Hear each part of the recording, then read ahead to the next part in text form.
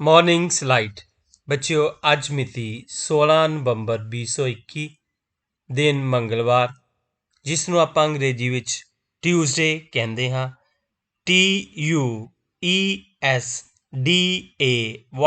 Tuesday. आओ देखते हैं अज का विचार। अज का विचार है हर मनुख सांभे एक रुख। बच्चों रुख सानू ऑक्सीजन दिंदे हन, साडे वातावरण नूं साफ रखते हैं ਅਤੇ बारिश होने दे विच भी साडी हैल्प करते हैं।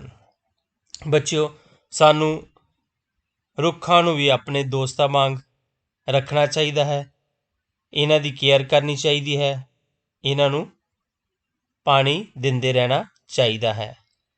बच्चों रुख साडे जिंदगी विच बहुत वधिया भूमिका निभाउंदे हन। ज्ञान विज्ञान महाराष्ट्र की राजधानी केड़ी है? बच्चों महाराष्ट्र की राजधानी मुंबई है। भारत के गुआढ़ी देशों के नाम दसो। बच्चों भारत के गुआढ़ी देश पाकिस्तान, बांग्लादेश, चीन, नेपाल, भूटान, श्रीलंका, म्यांमार, अफगानिस्तान हैं। चंद्रमा किसकी रोशनी नाल चमकदा दिखाई दिंदा है?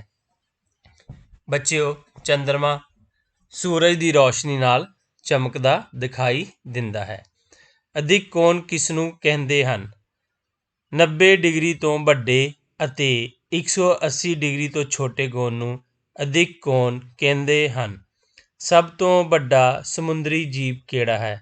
बच्चों सब नालों वड्डा समुद्री जीव वेल है। आओ बुझीए जा अज दी बुझारत। हरी भरी मेरी झोंपड़ी, मैं चिट्टी दुध परी, मैनू कट कट करियां बोटियां, फिर सब्जी अग तरी। एक बार फिर। हरी भरी मेरी झोंपड़ी, मैं चिट्टी दुध परी, मैनू कट कट करियां बोटियां, फिर सब्जी अग तरी। बच्चों इस बुझारत का जो सही उत्तर है वह है गोभी। आओ देखते हैं words for practice. First word is would, WOULD, would. Second word is should, SHOULD, should. Third word is could, COULD, could. Fourth word is might, MIGHT, might. Fifth word is must, MUST, must. बच्चों ये सी साडी अज दी morning slide. आस करदा कि तुसी इस विचों बहुत कुछ सीखोगे। तुसी इस चैनल नाल जुड़े रहोगे, इस वीडियो नूं लाइक ते कमेंट भी करोगे।